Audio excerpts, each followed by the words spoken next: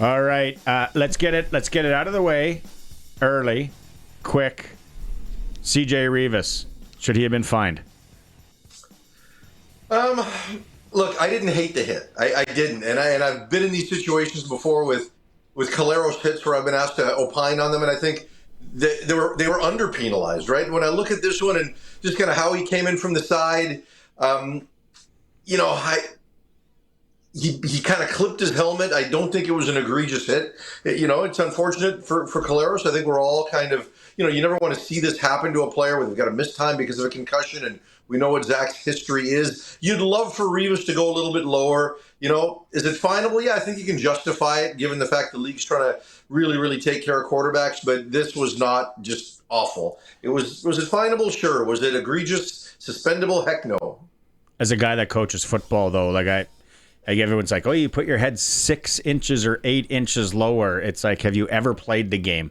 That is, when you're coming that fast in there, the only thing he can do is go lower, but then it's like, is he spearing him?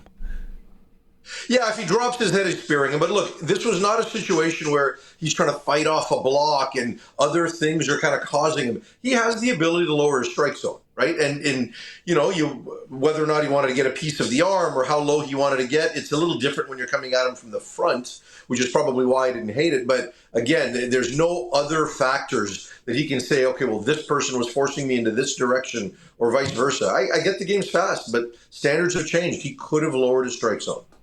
Your TSN counterpart, Milt Stegall, there kind of lit Winnipeg on fire by saying Zach Caleros should not play anymore. What are you hearing about that? And of course, how's Milt taking all the controversy coming his way? Look, Milt comes from a good place, and I get why he feels the way he does, right? I mean, you can only take so many of those types of hits. Now, look, ultimately, we can all sit here and get on a soapbox and say he should be retiring or forced to retire and all of that. And I understand what he is saying. He feels for his family and wants to make sure that he's in a good place, that he's not, that he's the same guy in another 20 years and 30 years and as he gets older. I get it. But, the other side of it is that this is Zach Caleros' decision. And from an organizational standpoint, the Bombers have only said that this particular injury was a head injury. All the ones that happened before, we hear neck, we hear thorax, we hear other things. They haven't come out and said any of those other things was a head injury. So, we can all look at it and say there's a cumulative effect, and we can kind of raise our eyebrows saying, what, you're saying that wasn't a head? But you do have to trust the medical staff, and they've said what they've said, and now this time they've said it was a head injury. So, you take them at their word. Ultimately, Zach's in a good place. He got on the plane and is in Hamilton for the game tonight. He's not going to dress, but the fact that he's on a flight tells you that he's symptom-free. So I don't think it's out of the realm of possibility that he plays next week. So take that for what it's worth. That's a good point, that he's on the flight. Yeah, because if you got a concussion, you ain't going up on one of those birds. Could be rainy here tomorrow. Elements could be a factor. Our friends at Sports Select have it at -7.5 right now. No Marcus Sales, Tavon Campbell, game time decisions. Should Rider fans be worried at all? What should Rider fans be worried about? I had no hesitation picking the Riders to win and cover. None. We'll see what the health of McLeod Bethel-Thompson is. He's going to play. I guess we'll see what the health of McLeod Bethel-Thompson previously in his last couple of games where he really, really didn't play well, how much his health was a factor then. Because if he lights the world on fire, we can say, okay, well, maybe injuries contributed to that. So I don't know. I mean, for me, I can only go by what I saw there. And will he improve their passing game? Sure he will. He's better than James Morgan. But he's also not Davis Alexander. So, can they take advantage of some matchup issues if both those corners are out, especially Campbell, because that's going to force a ratio change and potentially hurt Sask somewhere else? We'll see. But I still have all the faith in the world in Trevor Harris and what Saskatchewan's going to line up with offensively and just how good that front seven is and just the struggles Montreal has had. When Davis Alexander got hurt, I said they weren't going to win another game till he got well. And I had people in Montreal saying, it's not just him, we got all these other guys hurt. Well, guess what, right? Like they won a game when P.J. Walker had to replace Vernon Adams. But other than that, they haven't been there. So I'm not seeing them winning until Davis comes back. So what do you do in Montreal? Then you wait. You wait. You got Toronto and Ottawa picking up steam, and Montreal was might not be in a playoff spot in 2 weeks unless they start winning games. Yeah, but my guess is, and I'm guessing, okay, we know Davis Alexander isn't playing this weekend. We know that he's slowly getting into limited practice phases. He could come off the injured list next week. I don't think he's going to play next week either. But I think after that, the door's open for the end of September. So I think there's a real chance he comes back. Once he comes back, it's a different team.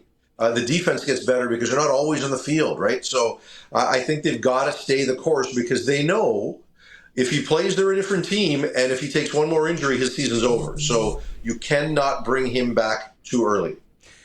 You learn anything about the Riders win in Winnipeg about the Riders that you didn't know? No, not really. I mean, I figured they'd win that game. I think they're better. Winnipeg has got holes on their roster, right? So, Saskatchewan has shown me this year at various times that they can win different ways. They can win leaning on Trevor Harris in a quick passing game or even pushing the ball downfield. They can win leaning on AJ Ouellette, and they can win leaning on their defense. So, right up until that last game against Calgary, I was just saying they were the best team. Now they've got to show me they're the best team because Calgary has shown me they are. But Saskatchewan's right there. They really are. So I will pick them in every game they play until they play Calgary next, and then we'll see what happens at that time and how teams are trending at that point. But there's no team they shouldn't beat right now outside of maybe Calgary. It was announced today that last minute Sean Oakman and Sean Lemon aren't playing this week.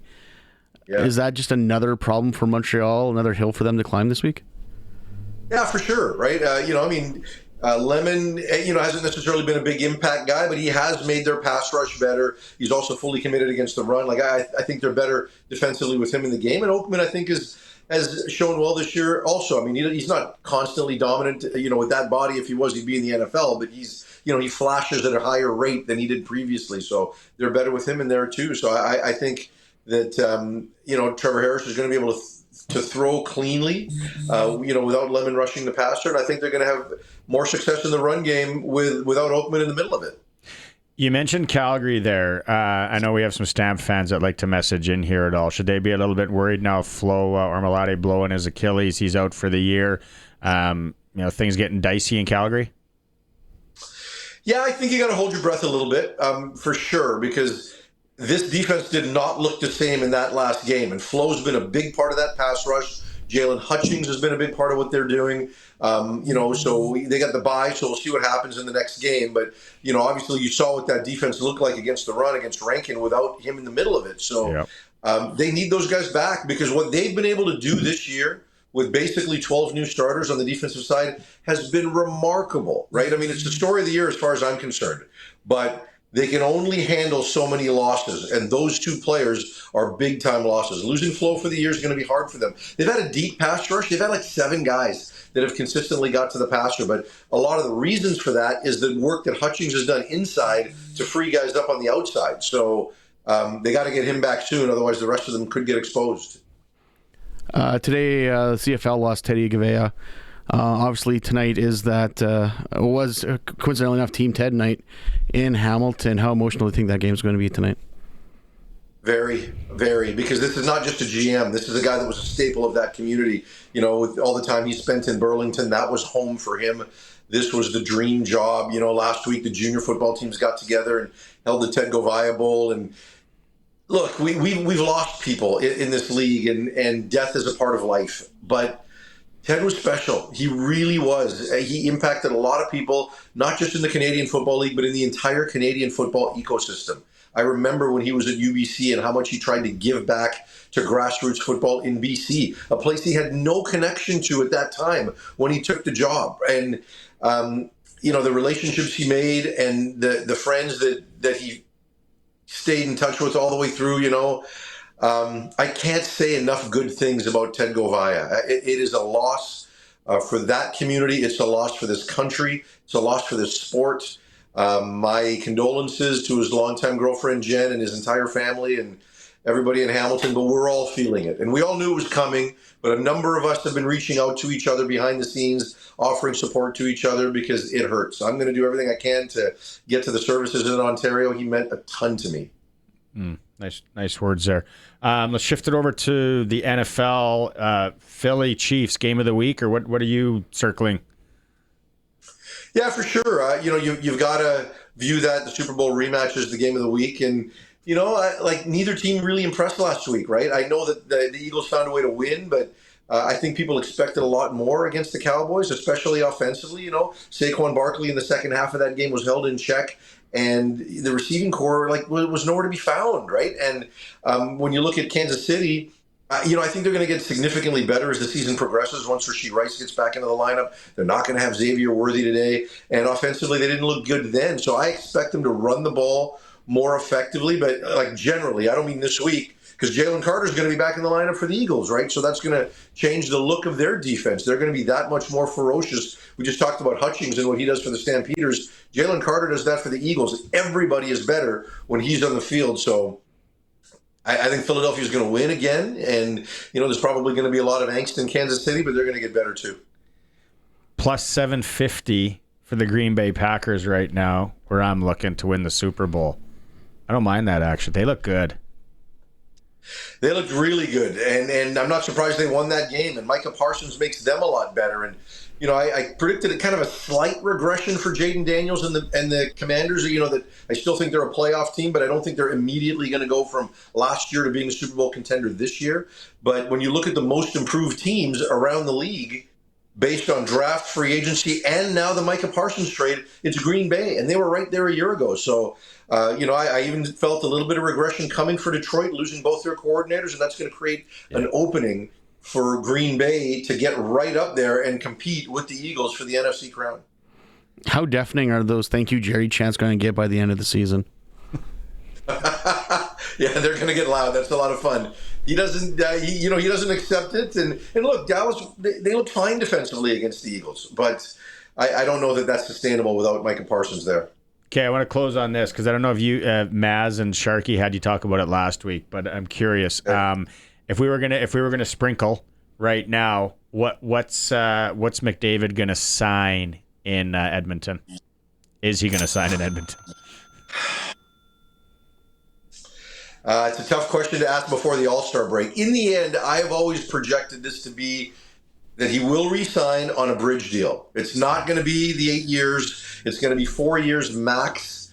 But, if they come out in the first, 3 months of the season between now and Christmas and they really struggle, and I don't know why they would with him in there, but they have before, right? They've had some issues coming out of the gate, and eventually they've figured it out. If they have another one of those types of years, because this situation is going to be weighing over the entire franchise. The fact that it didn't get done this offseason. And that might put a lot of undue pressure on a number of people, not just McDavid. So if they stumble, maybe it becomes a self-fulfilling prophecy and he leaves. But my gut tells me he's eventually going to sign, a 3 or 4 year deal.